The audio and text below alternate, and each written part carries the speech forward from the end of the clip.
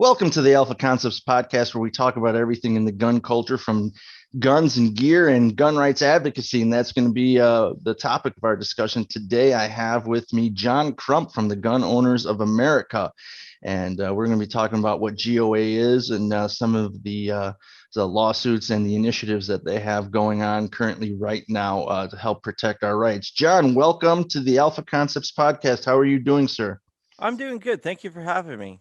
Thank you for being here. I appreciate you taking the invitation on short notice, and definitely looking to get the word out on what you guys are doing for the gun owners across the country. Before we jump into this, I want to just go ahead and let everybody know that this podcast is sponsored by Alpha Concepts Firearm Training. You can find our training calendar at alphaconcepts.com. We've teamed up with the United States Concealed Carry Association to bring you free online webinars. We've got some of those webinars scheduled with more coming. You can check out the calendar, watch them for free. Again, alphaconcepts.com. And don't forget that concepts is spelled with a K. All right, John, what's Gun Owners of America up to these days? We are up to a lot, actually. We are fighting bad gun laws across the country in all 50 states, also nationally. As of yesterday, we are pushing big on a couple of laws that are coming down, a couple of proposed laws, I should say, that are coming down that are coming in the House a little bit quicker than what we thought. Fortunately, we had a little bit of a heads up that they were coming, so we were preparing. One is HR 8, which basically is an enhanced background check and universal background checks as well. HR 8 and HR 1446, I think it is. I could be wrong about the numbers, but one is a enhanced background check, which will take the Brady check and expand it from 3 days, where the government has to give you an answer back, to up to like 30 days, basically, because uh, they have 10 days to respond. Then, if they don't respond, then you have to petition now and give them another additional 10 days. And it's just ridiculous. And the other one is a universal background check, which we're also fighting. So those are the two big ones that are coming down nationally. And then we have local ones, including our bump stock lawsuit, which is still going on, where we've been waiting for like 2 years to get a ruling from the court. But we haven't got that back, but we are still waiting on that. Unfortunately, with the court system, they don't have a time limit where they can take to actually give you a ruling, but we are very hopeful with that, and maybe that will be coming down soon. So, yeah, I'm familiar with the timeframes of the courts. They do what they want when they want, and there's really nothing you can do about it. In Illinois, we've got a couple lawsuits. We've been waiting on decisions since December of 2019, and states doing what they can to milk things along. Which, in my opinion, if the state is delaying that, that probably means that's a good sign. It's Yeah, probably it a decision. usually is a good sign. So, so you guys are you work both at the legislative level, lobbying and things of that nature, trying to prevent bad bills from ever taking root, which I think is incredibly important. I think too many people rely on the courts. They say, "Oh, well, we'll just let send it to SCOTUS," but the Supreme Court takes the cases that they want, and there's never a guarantee that they're going to decide our way. I think we should be fighting bad gun bills every step of the way, from inception all the way. If it has to, if it passes and it has to go to the courts, then so be it. But let's prevent it from even getting that far if we can. So you guys are fighting the bump stock ban, and a lot of gun owners, I think, laid down on bump stocks because they're stupid.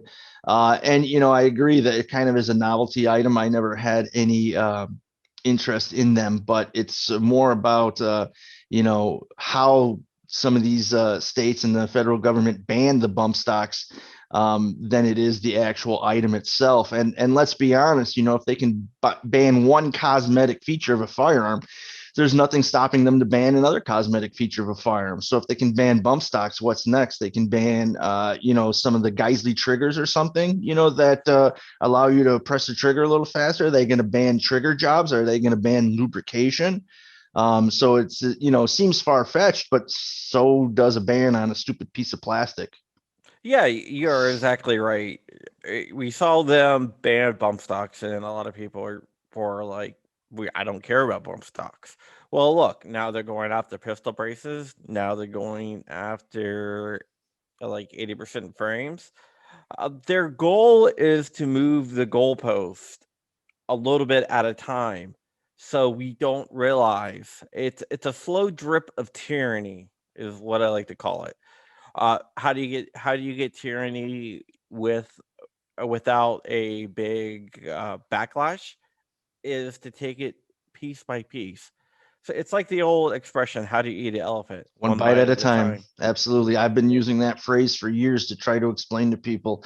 And it's obvious you understand, but it seems to me like people just don't get it. In 1934 National Firearm Act banned certain features. Oh, not a big deal. I'm not interested in short barrel rifles. I'm not interested in short barrel shotguns. I'm not interested in machine guns. Machine guns are stupid. It's a waste of ammo. Yeah, but you know what? Some people are interested in those things and they shouldn't be banned. And then Gun Control Act, all these little incremental things. In Illinois, we have the Firearm Owner Identification Card Act, and every few years they add on more restrictions. And it's just it's a siege. It is a war of attrition. It is a death by 1,000 cuts. And we give an inch, and we give an inch, and we give an inch. And when you look back at all these years giving up little inches, we've lost miles. And we've got to stop the hemorrhaging. We've got to stop the bleeding on these little tiny cuts, because we're now at this point, we've been cut so many times, a razor cut here and a razor cut there, that we're hemorrhaging quickly. And it's amazing to me that people just don't see that, but it's because they're small little attacks, and people, if it was a big attack, a confiscation, I don't see a confiscation bill passing, because people are going to get up in arms, quite literally. But if they ban a small cosmetic feature here and ban a small cosmetic feature there, it's all incremental, and people just, the apathy of gun owners is, I think, our worst enemy. People say that guns have three enemies. One is a politician. I'm sorry. People say guns have two enemies. One is politicians and the other is rust. But I think the number one enemy of our gun rights is the apathy of gun owners, who just aren't fighting for their rights. Yeah, I'm not a big fan of communists, but there was a communist that said a death by 1,000 paper cuts. Ho Chi Minh used to talk about a death by 1,000 paper cuts, and he's right. I mean, that's how you do it. It's just small little cuts. And we see them do that. I want to go back and talk about the Sure. multiple approach. Um, to fighting gun control, which is the courts and also lobbying. Lobbying is very important. We see a lot of people either concentrate on just lobbying or just the courts. You have to do both. If we can stop it before we go to the courts, that's great. And Absolutely. TOA, we have some really good lobbyists who are very, very plugged in, which is very important because let's say a law passes and we know that it's going to get overturned, but it can take 5, 6, 7 years to get overturned. And during that time, damage is being done with the bump stocks. All the bump stock companies are now out of business. So let's say Sure. we get the bump stock ban overturned, those companies aren't coming back. And let's say they ban pistol braces. All those pistol brace companies are going to be gone, and like Gearworks and all. And maybe an SB Tactical can survive because they can like switch to making, uh, actual stocks. But like companies like Gearworks and stuff like that, they are probably going to go out of business. That people are going to lose their jobs, and Jobs. they're not, Absolutely. and they're not coming back.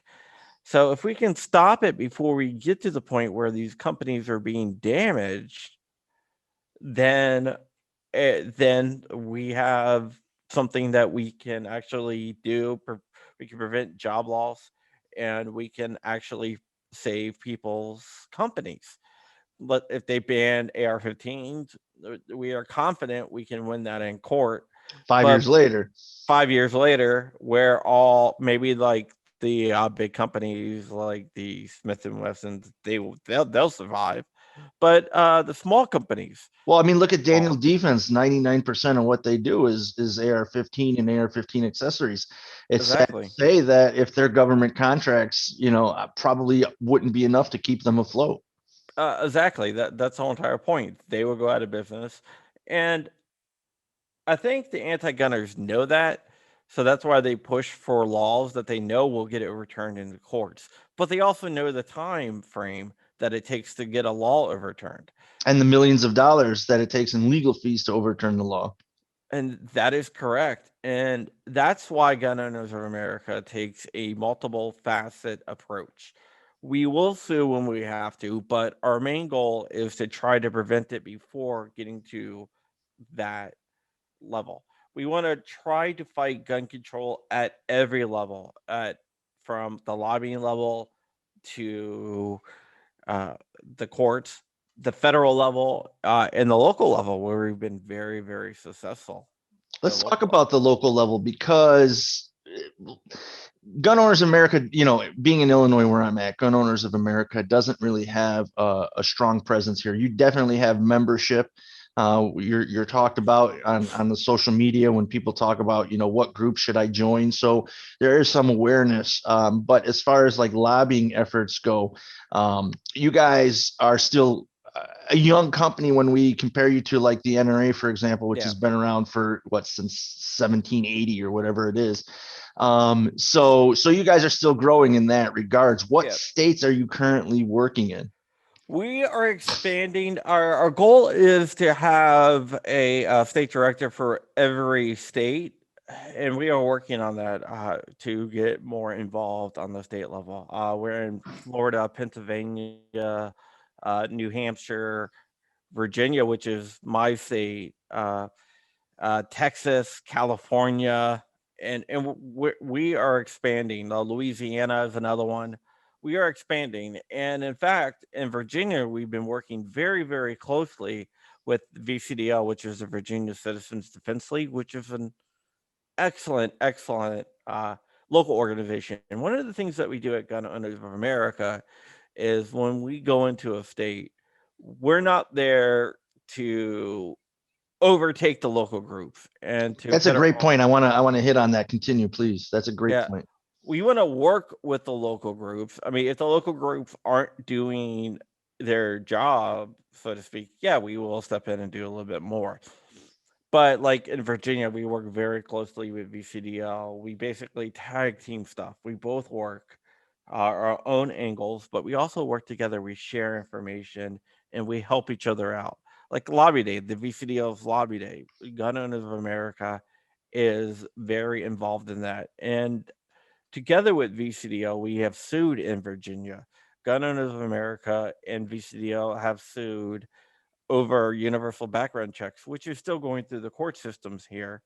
But we did get part of the universal background check law knocked down, and we are going to continue to attack that uh, through our work with VCDL and our work just as Gun Owners of America. We also defeated a Virginia ban on so-called scary ghost guns, and we defeated another bill that would we have that would have required background checks for gun rentals at gun ranges.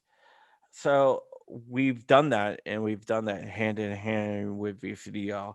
With the VCDL people, I'm on the phone with them almost every couple days. I'm talking to Phil Van Cleve, who's the president of the VCDL. And we're not there to overtake the local groups. We're there to supplement the local groups. Um, that said, if a local group isn't doing what they should, or there's not a real no compromise local group, then we will go ahead and forge our own way with our no compromise system. In certain states, we have had to do that. So 2 points, because again, the no compromise. That's definitely absolutely something I want to hit on. Let's back step real quick and talk about working together. I think that's incredibly important. we as gun owners, I think we end up fighting amongst ourselves more than we do fighting the enemy, and the enemy are the people, the politicians, and the people that are supporting the politicians who are trying to take away our firearm freedoms. We'll expend tremendous amount of energy fighting on social media about the better caliber, the better rifle, the better handgun, what's better, and you'll have these hour-long arguments, and then you ask someone to sign a petition or contact their elected officials, and it's crickets. But as far as working together, there does sometimes seem to be, and I've seen this at the Illinois level, and I try not to get involved at all when it comes to this, but there does sometimes seem to be infighting amongst group leaderships. People want to take the credit, I imagine, or a lot of times some groups have a different approach, and that's not helpful to anybody. If you're spending your time and your energy fighting your fellow gun owner because maybe they have a different method or a slightly different approach, rather than working together, if you're both trying to invent the wheel, so to speak, why wouldn't you get together and share your research and your efforts and your resources to get that wheel built better and faster? It doesn't make sense to me why we fight each other. Yeah, GOA, we have I guess I don't know how to say it, but we have a philosophy where we don't like infighting. We'll work with anyone. The mission is bigger than one organization. And honestly, I've seen times where GOA has basically had our lawyers work on a lawsuit, put together the arguments, and just hand it over and say, here, this is what you need. This is what you need to do. And I've seen that, so I know how it is. And I've actually asked, it's like, well, why aren't we taking credit for that? We did all the work. And the answer is, well, to further the goal of getting rid of gun control and defeating gun control, it's better if this group actually has the credit for it. It will strengthen up our position. And that's one of the reasons why when I was looking at gun groups to work with, GOA was the one that came on the top of my radar. I'm an investigative journalist, and I was doing a story on a lawsuit.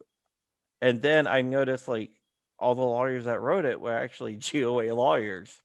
And then I went to talk to GOA. Why aren't you guys taking credit if it's your lawyers? And that's what they told me. And they were like, we would appreciate it. I don't know. I probably shouldn't be saying anything about this. Yeah, but like, you didn't talk specifics, so it's okay. Yeah. They're like, we'll appreciate it if you don't let them know that we're the ones that actually did it.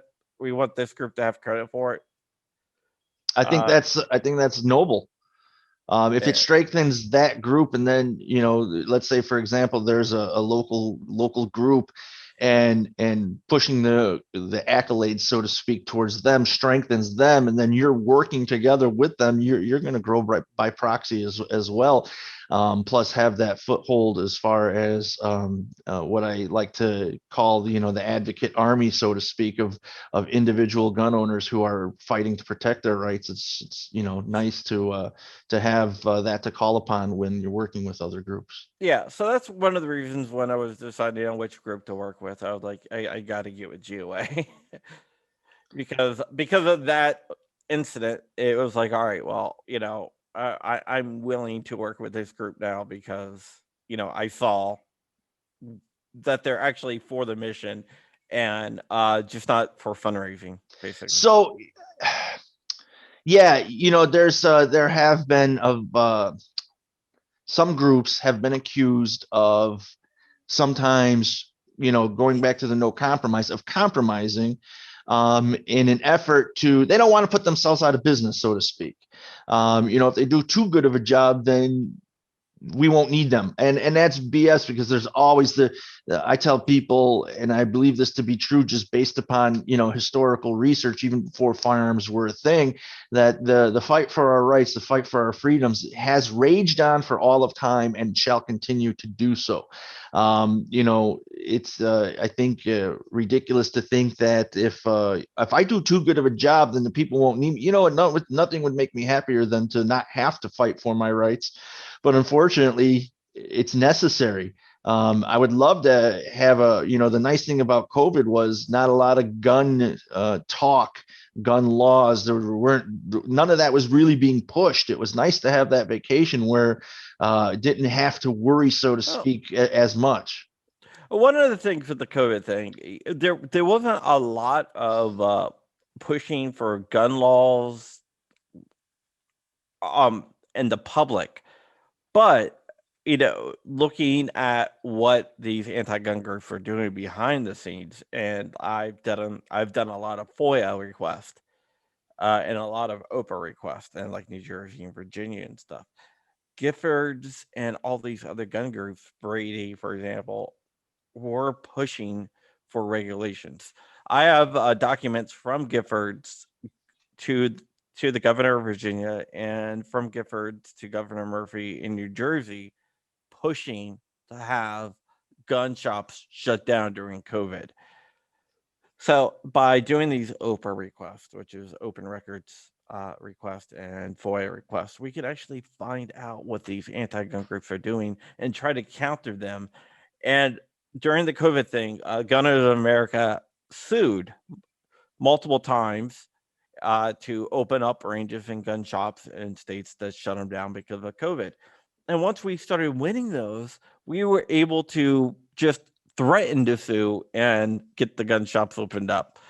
And like New England, we got a lot of gun shops opened up, which really, really upset the anti-gun people because they were upset that these governors were opening up ranges and gun shops because of our threats.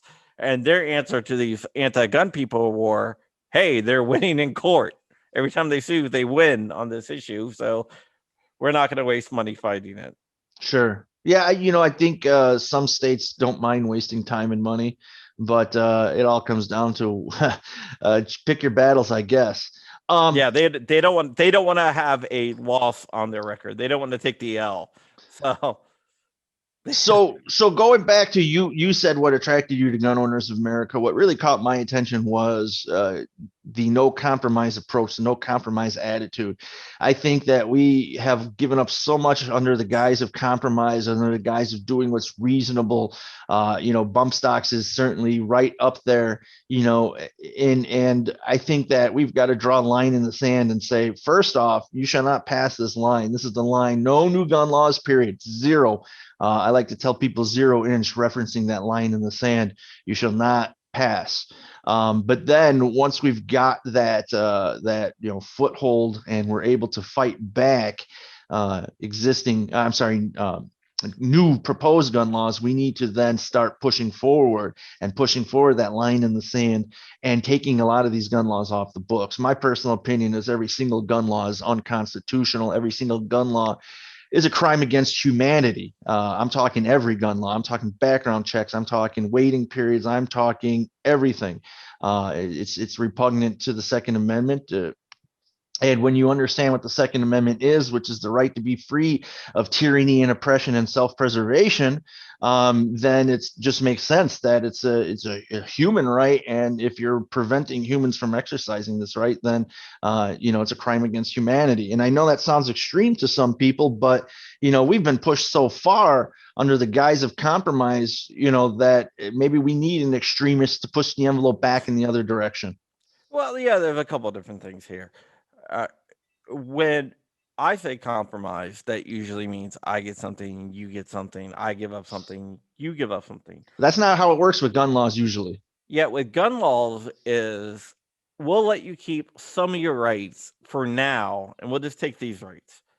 Well, at Gun Owners of America, we also believe in the Constitution and we believe in the what the Constitution says. The Bill of Rights isn't granting us any rights. Correct. Sometimes I call it a document of negative liberties. When I say that, people are like, "What are you talking about?" Well, negative liberties because it's negative liberties for the government. It's saying you cannot infringe on these rights because you didn't give the people these rights. If you look at what it says, it's like endowed by our creator. That means I don't care if you think if you believe in God or you believe in nature or whatever, that means that no one gave you those rights. Those rights are inherently yours by nature, by a creator or whatever you want to say. The government didn't give you those rights. Therefore, the government can't take your rights. The Bill of Rights is just an acknowledgement saying, "Hey, we realize that these rights are yours, and we didn't give Correct. them to you, and so we have no say in whether you can exercise these rights or not, because they're human rights." Yeah, correct. It's just an acknowledgement. That's all it is. Is like, hey, this is here. This is yours. And by the way, the document, as you said, limits the government. It's not a limitation on the people, it's a limitation on the government. And I think, schools, we're in Illinois, and I'm sure across the country, 8th grade and senior year, you have to pass a constitution test, or they won't, graduate you to the next level.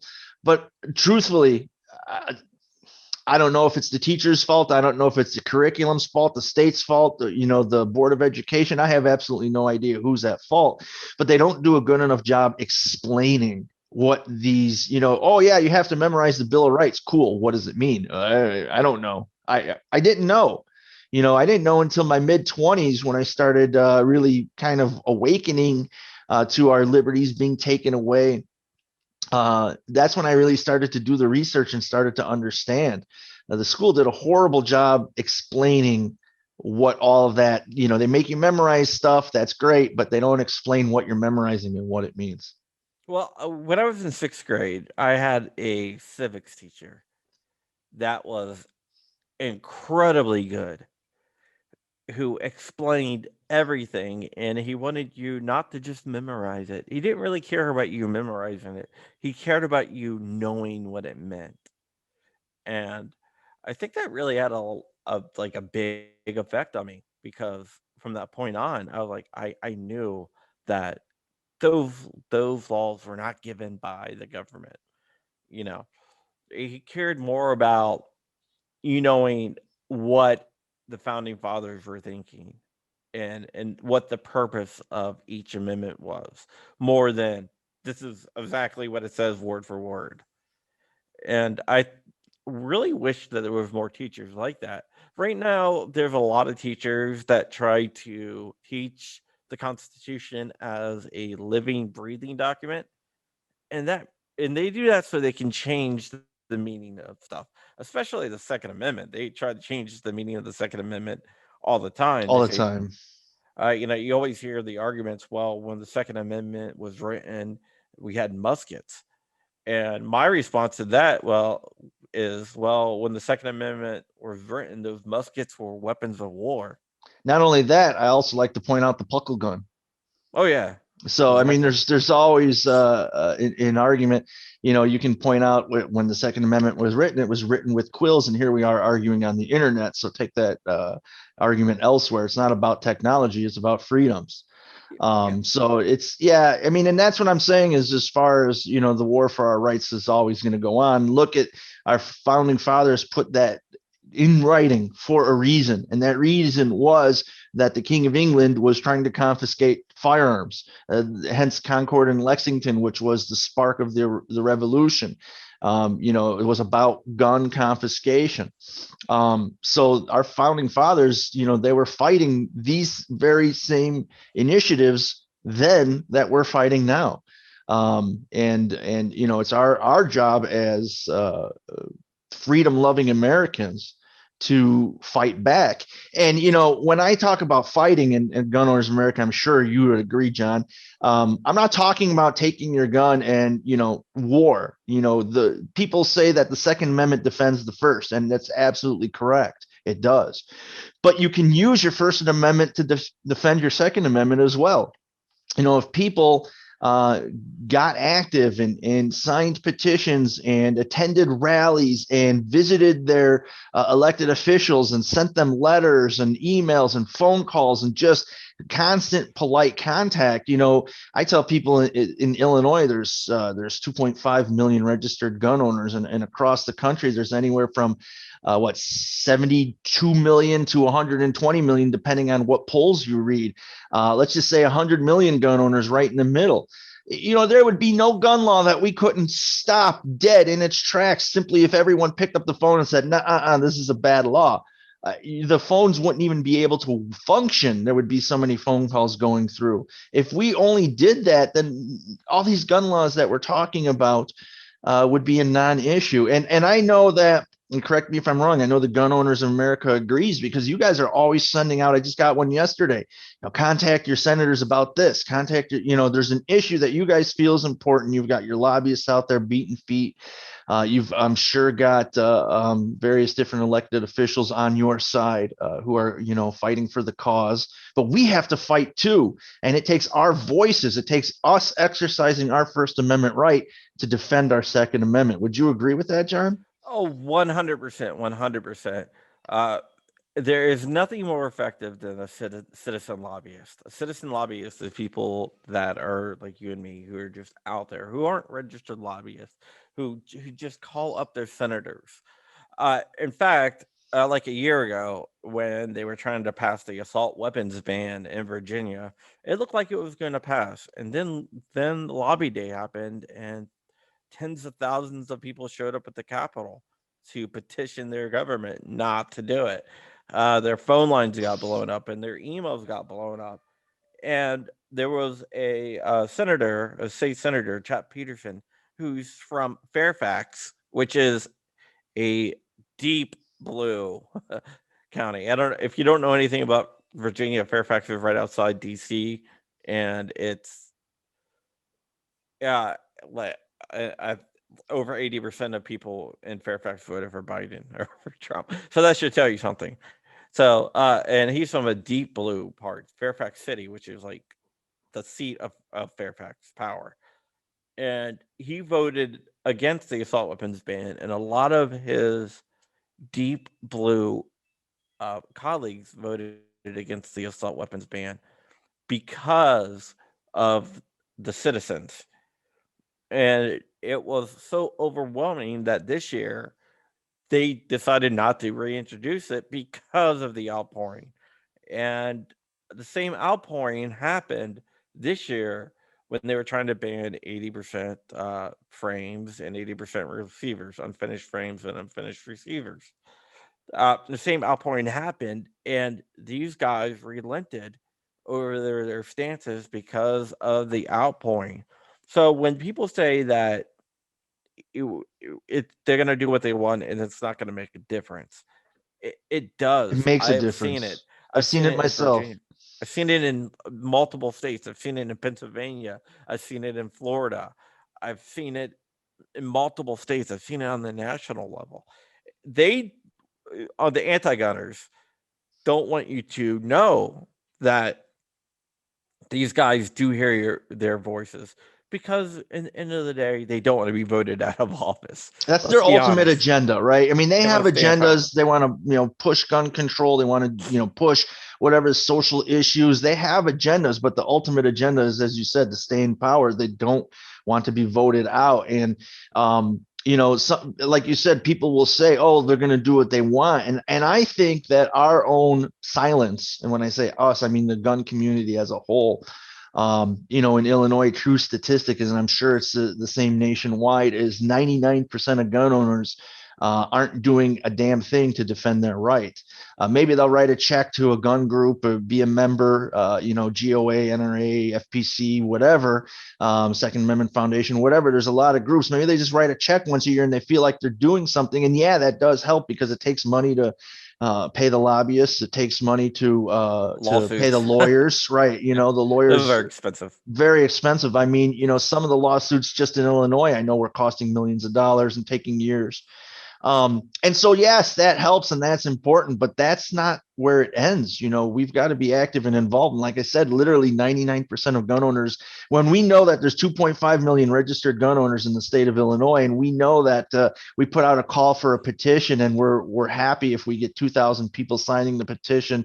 We have witness slips in Illinois. We're happy if we get 2,000 witness slips. When we have our gun owner lobby day consistently, we'll have thousands of people show up, but we're not getting 20,000 people, and that's 1%. 20,000 people is less than 1%. Imagine If if we have 3,000, 7,000, those are the numbers that we get. And it seems like a lot, but it's not when you look at the total in whole. And then people say to me, well, the anti-gunners, what I like to say, the civilian disarmament advocates, because that's the ultimate goal. It's not just about guns. We see the same thing going on in England. After they took away the guns, now they're trying to take away knives. I mean, it's ridiculous. You're going to cut your steak with a butter knife. Nice going. We have to stop this. And so the civilian disarmament advocates, well, they're going to hide. They're going to run away. Doesn't matter. Of course, they're not going to talk to us. And even if they even the pro-gun, the pro-firearm freedom politicians, they'll come out in the lobbies and they'll talk to us, but they can't talk to everyone when there's 3,000, 8,000 people sitting there. The point is to stand up and be counted. The bigger the group, the better. Illinois State Rifle Association, who does the Illinois Gun Owner Lobby Day, they organize it. They give us cards. They'll give us a booklet, and they'll give us cards and fill out your name and your contact information and give it to your elected official. And of course, they have an aide collecting cards. And then people will say to me, well, they never call me back. They never write me back. Of course not. They're not going to call back hundreds of people. I get it. But they look at the size of that stack. And if this year it's this much, and then next year it's this much, that's all they're looking at, the size of the stack. What can I get away with? What can I push? How can I vote? If we, again, 2.5 million registered gun owners in the state of Illinois, and if 99.5% don't show up, that's sending a loud message. Silence is consent. They don't care because we don't care. If we don't care enough to take off one day a year to attend this rally, then they know that they can get away with just about anything they want. If it comes down to sending a letter, an email, people will expend tremendous amounts of energy telling me it doesn't work. They don't care. And I tell them all the same thing every time. And the time it took you to type that out into that chat room, you could have actually sent an email to your elected official in the exact same amount of time. What I know for sure, telling me it doesn't work isn't helping, for sure. Telling them that you're against this bill or you're for this bill might help. So why wouldn't you, choose uncertain victory over certain defeat? It's just mind-boggling to me. Exactly. And it doesn't take a lot of time. If you go to gunowners.org and you sign up on our website, you don't have to join gunowners.org. You can get on the email mailing list. There's a link where you can just put in your email and you're on the email mailing list. And we're not going to spam you with buy this product, that product. We're going to send you alerts about what's going on in your local area and how you can get involved. And a lot of times to get involved, all it is you click a link and you put in your name and address, and it fills out the email for you and sends it to them. And it's not a lot of work. It takes Seconds. Seconds. It's less than a minute to do. And that does make a big difference, because let's say there's an issue and they're thinking about voting on it and they don't know which way they're going to vote on it. And then they get 30,000 emails from one side and get 5 emails from the other side. How do you think that's going to swing them? How do you think they're going to vote? I talked to one politician and I was like, how many calls do you have to get before you actually start considering an issue? And he said 10. Really? I was like, so 10. He's like, yeah, 10 shows me that there's interest in the issue and maybe I should look into it. And I'm thinking, well, what happens if you get 30,000? Yeah, it goes a long way. Yeah, I think it does. I really do. I mean, it's free. It takes seconds to do. It's important. We don't have to then rely on the courts. We can block bad bills before they happen, and then people will say, well, we're not going to comply. And non-compliance is great. I think it's an excellent short-term strategy, because the bottom line is if the laws are on the books, they shall eventually be enforced until they're removed from the books. So we've got a lot of different strategies. We've got, block the bill. If it passes, don't comply. Of course, I'm not encouraging anyone to break the law. That's a personal decision that you individually have to make. And then lawsuits against the government to, have those laws removed. So we've got all these strategies. But, when people seem to want to rest on, well, non-compliance, that's great. But you know what? They're going to pick us off one at a time.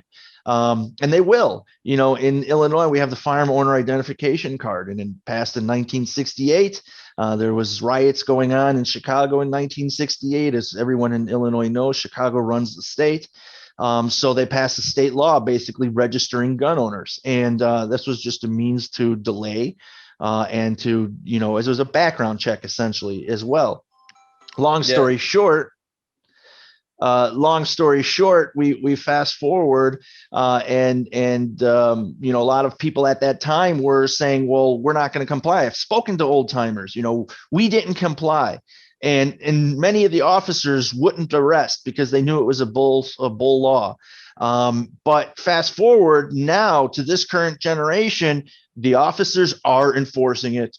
And the people must comply because we have no other alternatives. If we want to exercise our Second Amendment, we have to adhere to this BS law. So noncompliance failed us because the law is on the books. It will eventually be enforced until it's removed from the books. We have to get the bad laws removed from the books. So that's why I say noncompliance is a short-term strategy, but you can't just wipe your hands of it and say, oh, well, noncompliance, I'm not turning anything in, and that's that. Great, but what about your kids? What about your grandkids? There's future generations, and non-compliance, if you're not removing the laws from the books, all you're doing is kicking the can for your kid to fight, for your grandkid to fight. And that's what we're doing now with the FOID law in Illinois, passed in 1968. And it wasn't up until a few years ago that people were actually calling for it to be removed, which to me is just mind blowing. Yeah. Isn't Rahm Emanuel a guy from Chicago who said never let a crisis go to waste? Rahm Emanuel was the former mayor of Chicago, and I believe at the time he said that. I could be wrong, but I think he was chief of staff for President Obama at the time that he said that. And again, I could be wrong about the timing, but for sure, he's the gentleman who said it. Yeah, you're right about the timing on that. I have a good friend from Chicago. I don't know if you know her, Rhonda Ezel. Yeah, absolutely. Yeah, and she probably doesn't know me, but I know her. Yeah. She talks about Chicago politics a lot with me, and how they exploit different situations in Chicago and how it affects the whole state of Illinois. So I'm very aware of what you're going through up there. Yeah. She's told me multiple times about that. Yeah, they'll have bills, they'll file bills. There's 130 something bills right now that I'm tracking at a state level. The good news is most of them are pro firearm freedom. The bad news is under the current makeup of our legislation in Illinois, none of those are going to probably see the light of day. And it's sad to say, but they'll file, both sides of the argument are filing bills, and then they just sit on them and they wait till emotions are high. You'll have a mass shooting or something, and they strike like vultures, pushing their bill. Well, this wouldn't have happened if it was my bill. And you read the language of their bill, and it has absolutely nothing to do with what happened. It would not have prevented anything. But most people are what I call uneducated voters. They're not looking at the issues in depth. They're just listening to campaign promises. And it's no different when once they get in office and now they're making a promise, oh, my bill would have stopped this. My bill will prevent this. And then you read the language and you're like, your bill has absolutely nothing to do with anything that happened. It's just, you're exploiting people's emotions to take away their freedoms, to take away their rights. People will happily, and it's sad, but it's been proven time and time again. We saw it with COVID. People will happily give up their right to make a decision, just simple decisions, when they're afraid. Exactly. And they exploit that fear to pass whatever law. I am all for dangerous freedom over peace, safe servitude. Correct. It's just something that I'm for. But yeah, they do exploit a lot of people's fears. And let's rewind, go to the Patriot Act, right? That really was my red pill moment. If we talk about the Matrix, you take the red pill and you awaken, or you take the blue pill and you go back to sleep. The Patriot Act was really my red pill moment. How many pages was that thing? 1,500 or something? They didn't write that overnight. That was sitting, waiting waiting for the moment that our fears, we as Americans were afraid, and they just threw this on us. And there's a lot of bad stuff, a lot of rights and freedoms were given up with the Patriot Act. And they Like call it a Patriot Act. there was nothing patriotic about the Patriot Act. But again, if you want to find the silver lining, that's kind of what awoken me to to what's going on, and the games that are played in politics and how they take away our rights. So, silver lining, it was the red pill moment. Nothing would have made me happier than not to have to have woken up, but I'm glad I did. Yeah, I am pro-vaccine, and I wear a mask when I'm in public to prevent COVID. But I don't think that vaccines should be mandated, and I don't think masks should be mandated. And I think as Americans and as gun owners, we have to be very clear that there is a difference between being anti something and being anti-freedom. For example, if I want to give you an example with guns, I lock up my guns because I have little kids, and I do that because I think that's the safe thing to do.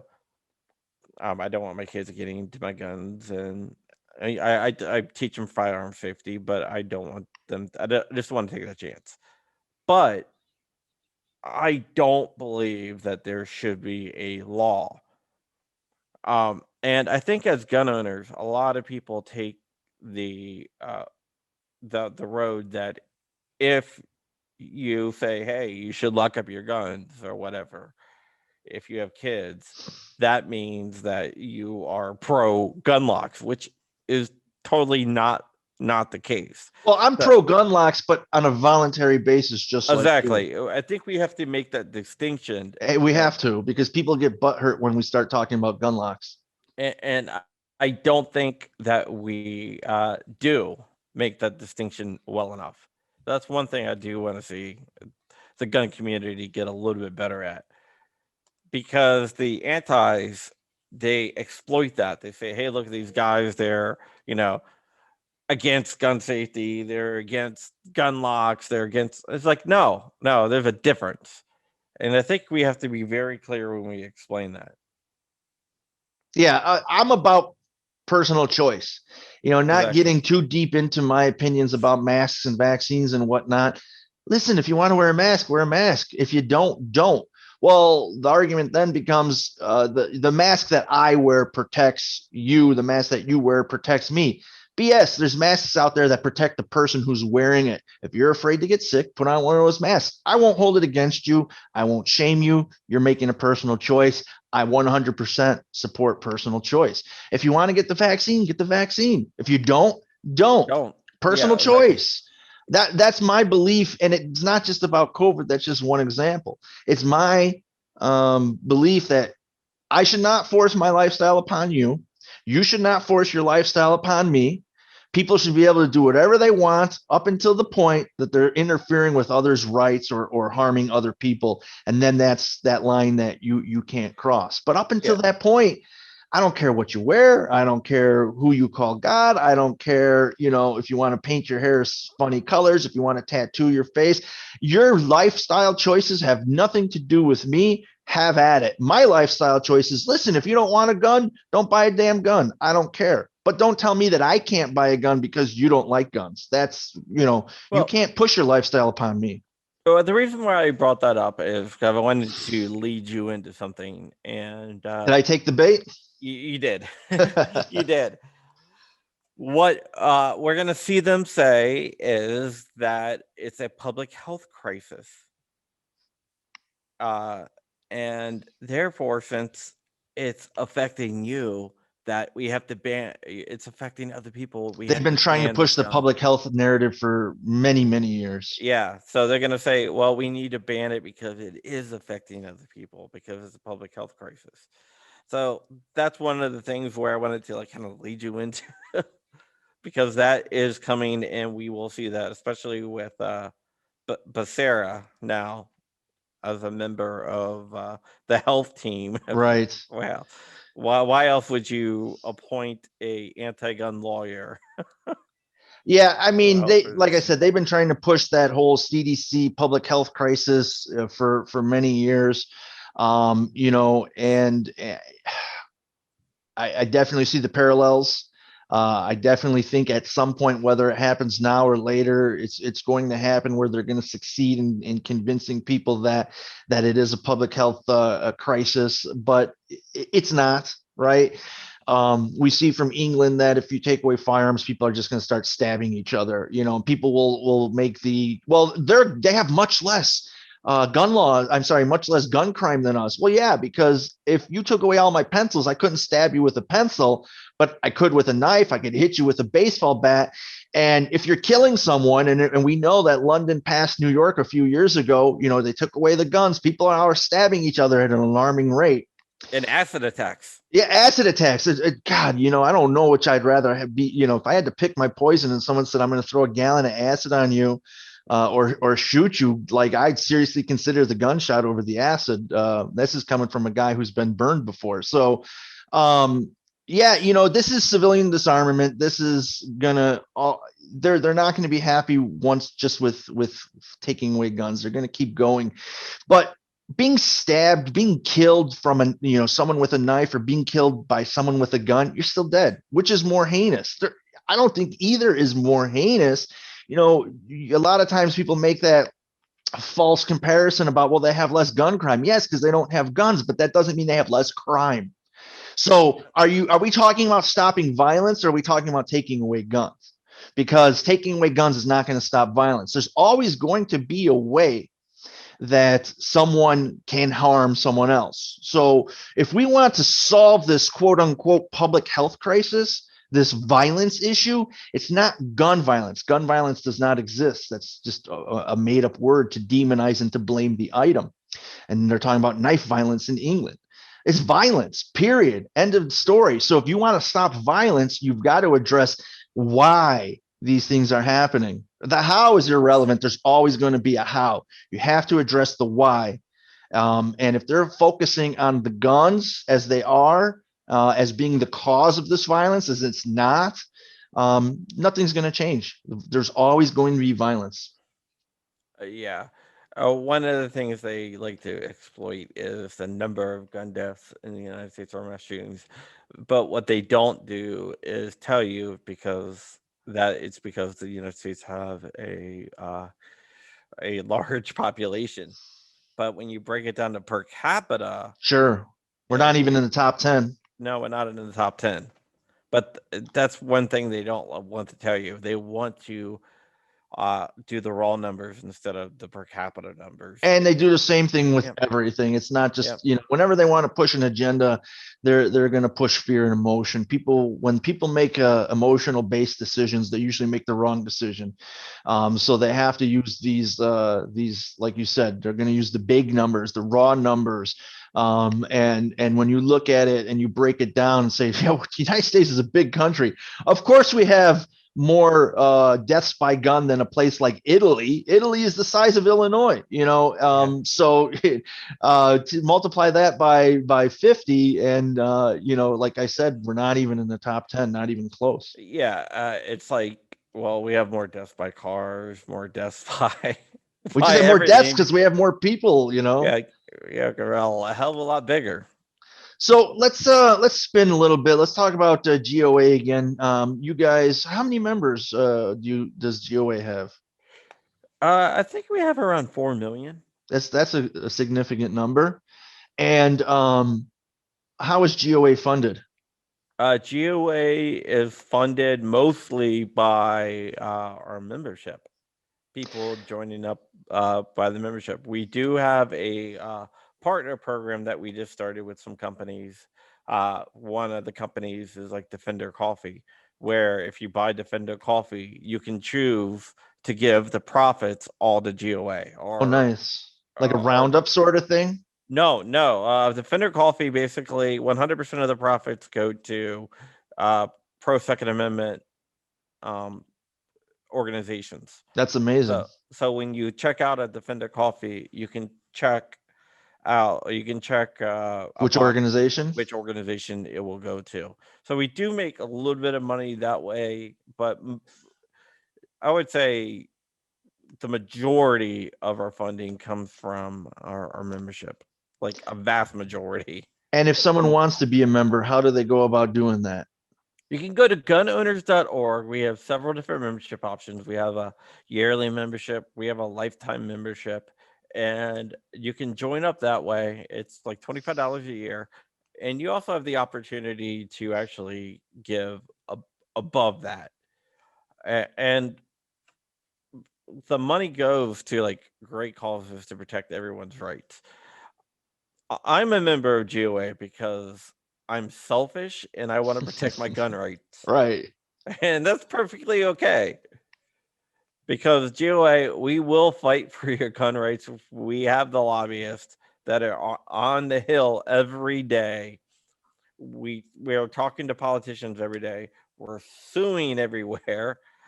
From coast to coast, we're suing from Washington State to Virginia to Ohio to everywhere. We're suing over bad gun laws, and we won't give up the fight. Our goal is to work ourselves out of a position. That's ultimately, yes, that's success, right? When you don't need to fight anymore. But will it happen? Probably not. But we will keep that goal, and we will keep fighting. So, John, we're coming up close to an hour here, and we probably can spend an hour more. And certainly, you're welcome back anytime you want. Let's wrap it up for this episode, and I'm going to give you the floor. You can say whatever you want. You know, you can tell me about yourself. You can pitch GOA some more. You can, tell people why they should join. Anything you want to say, the floor is yours.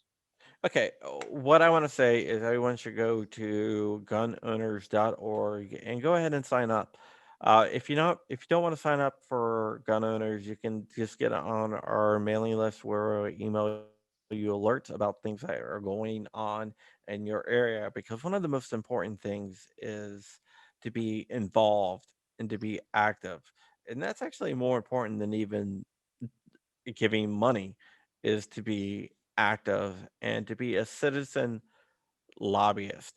So go ahead and join GOA. Also, join one of your local organizations, whatever organizations that is, because in the end, what's really important is what's going on the ground where you are. So join a local organization, join a national organization, get on our mailing list, and remember, you have to be a citizen lobbyist. True grassroots work. AstroTurfing doesn't work. And always remember, you have to remain ever vigilant, and you have to remain ever free, and you have to keep in the fight. Absolutely. The price of freedom is eternal vigilance, and it's our job to remain vigilant. Very well said, John. Yeah, the Second Amendment is the only amendment that can't be taken away. It can only be given away. So you got to protect yours. John, thank you very much. I appreciate you spending the time. As I said, you're welcome back anytime. I'm a member of GOA. I have been for years. Definitely get on the mailing list. It's free. Everyone should. So that's going to wrap it up today. Thank you, everybody, for listening. John, thank you for being here. I want to ask everybody to stay tuned to future podcasts.